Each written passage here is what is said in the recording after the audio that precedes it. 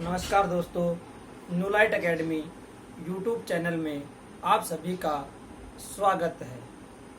कि जब टूटने लगे हौसला तो एक बात याद रखना कि बिना मेहनत के हासिल तक तो ताज नहीं होते, कि बिना मेहनत के हासिल तक तो ताज नहीं होते।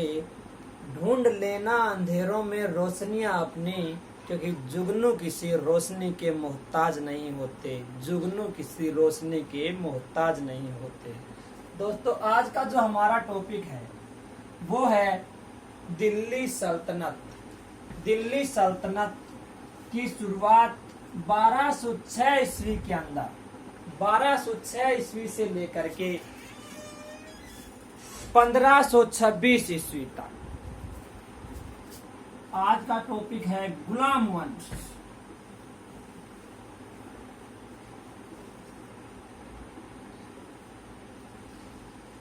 गुलाम वंश की शुरुआत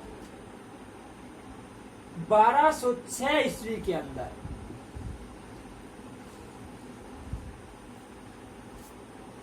1206 ईस्वी से लेकर के 1290 ईस्वी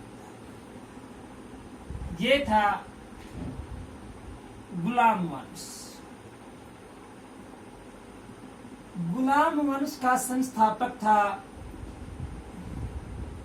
अब देखो यहां से शुरुआत होती है दिल्ली सल्तनत और गुलाम वंश की। 1206 ईस्वी के अंदर कुतुबुद्दीन ऐबक। कुतुबुद्दीन ऐबक जिसे लाख बख्श कहा गया है, लाखों का दान देने वाला। ये कुतुबुद्दीन ऐबक जो मोहम्मद गौरी का गुलाम था, 1206 ईस्वी के अंदर गुलाम वंश और दिल्ली सल्तनत की शुरुआत करता है। इसी गुलाम वंश को अलग अलग नाम दिए गए हैं। दास वंश, अब की बार हरियाणा कर्मचारी चयन आयोग के अंदर पेपर में आया था स्लेव वंश।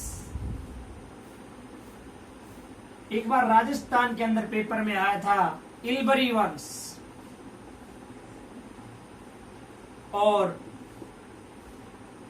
मुमलक वंश।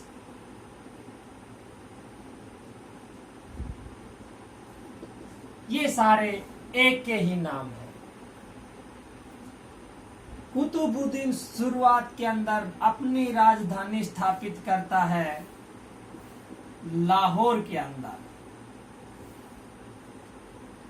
और इसी लाहौर के अंदर 1210 के अंदर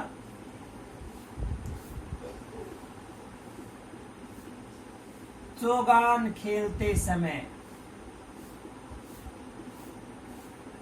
मृत्यु होती है कुतुबुद्दीन ऐबक की। कुतुबुद्दीन ऐबक की कार्य की क्या क्या कार्य अपने शासनकाल के दौरान 4 साल तक इसका शासन रहा, 1206 से लेकर 1210 तक। दिल्ली सल्तनत के अंदर इसने शासक के रूप में कार्य किया शुरुआत के अंदर, और इसके कार्य थे कुतुब मीनार का निर्माण आरंभ करवाया। खाली आरंभ करवाता है कुतुब मीनार का निर्माण। दूसरा प्रसिद्ध कार्य था अजमेर के अंदर 2.5 दिन का झोपड़ा। 2.5 दिन का झोपड़ा ये अजमेर के अंदर बनाया गया है। और कुतुबुद्दीन ऐबक का मकबरा लाहौर के अंदर बनाया गया है। कुतुबुद्दीन ऐबक का सेनापति था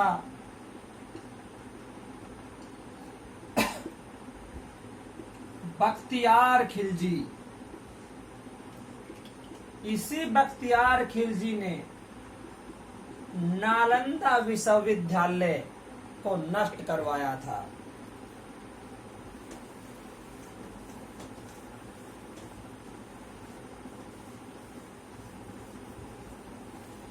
दिल्ली सल्तनत के अंदर गुलाम वंश का अगला शासक था आराम शाह। आराम शाह 8 महीने के लिए शासक बनता है। ज्यादा शासनकाल इसका नहीं था। इसका उत्तराधिकारी बना इल्तुतमिश। इल्तुतमिश ने 1211 से लेकर के 1236 ईस्वी तक दिल्ली सल्तनत के शासक के रूप में कार्य किया। इसको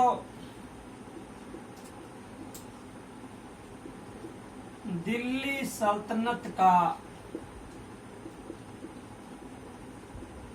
वास्तविक संस्थापक कहा गया है, क्योंकि इसकी राजधानी ये लाहौर से राजधानी को वापस लेकर के आया था दिल्ली के अंदर, इसलिए इसको दिल्ली सल्तनत का वास्तविक संस्थापक कहा गया है।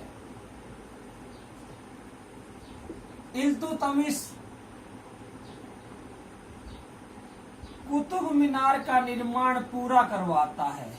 कुतुब मीनार का निर्माण पूरा करवाया था इल्तुतमिश ने।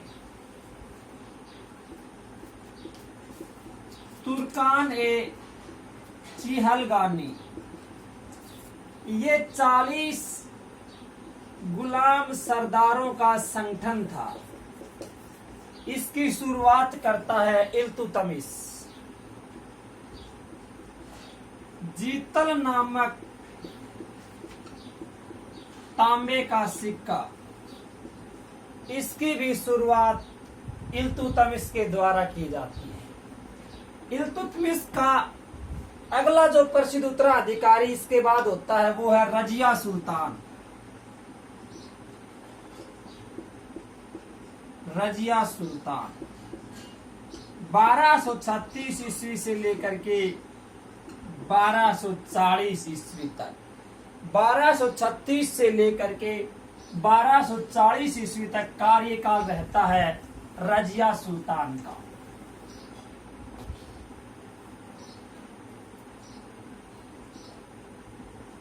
पहली मुस्लिम महिला शासिका ये थी रजिया सुल्तान। रजिया सुल्तान का विवाह हुआ था अल्तुनिया के साथ। 1240 में इसकी मृत्यु हुई थी कैथल के समीप। कैथल के समीप बहरामशाह के डाकुओं द्वारा, बहरामशाह के डाकुओं ने कैथल के अंदर अक्टूबर 1240 को रजिया सुल्तान और उसके पति अल्तुनिया की हत्या की। रजिया सुल्तान का मकबरा भी हरियाणा के कैथल जिले के अंदर बनाया गया है। इसके बाद एक प्रसिद्ध शासक आया नसरुद्दीन महमूद। इसी नसरुद्दीन महमूद को टोपी सीकर जीवन व्यतीत करने वाला शासक कहा गया है कि गुलाम वंश का कौन सा शासक टोपी सीकर जीवन व्यतीत करने वाला शासक कहलाया है, वो है नसरुद्दीन महमूद। 1246 के अंदर ये शासक बना था, 1246 के अंदर। इसके बाद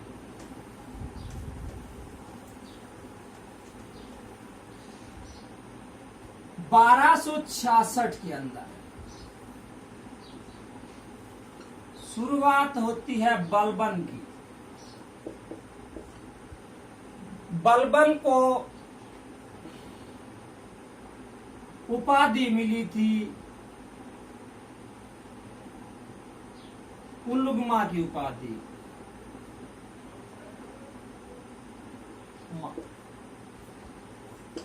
उपाधि, और यह उपाधि बलबन को दी थी नसरुद्दीन महमूद ने। उलुग खां की उपाधि, उलुग खां की उपाधि, ये उपाधि दी थी नसरुद्दीन महमूद ने। बलबन ने सबसे पहले तुर्कान ए सिहलगानी, जो इल्तुतमिश द्वारा चलाया गया 40 सरदारों का संगठन था, इसको समाप्त किया था। नवरोज का आरंभ भी बलबन ने करवाया था। पैबोस प्रथा की शुरुआत करवाने वाला शासक भी बलबन था, जिसने इसकी शुरुआत कराई। सिजदा प्रथा की शुरुआत भी बलबन के द्वारा कराई गई थी। 1266 में जैसे ये शासक बना, ये आक्रमण करता है हरियाणा के मेवात के ऊपर, और मेवात पर आक्रमण करके मेवात के वनों को कटवाया है। ये हरियाणा HSC के अंदर क्वेश्चन आया था कि बलबन ने मेवात के वनों को कब कटवाया, 1266 के अंदर। और गुलाम वंश का अंतिम शासक था शम्मुद्दीन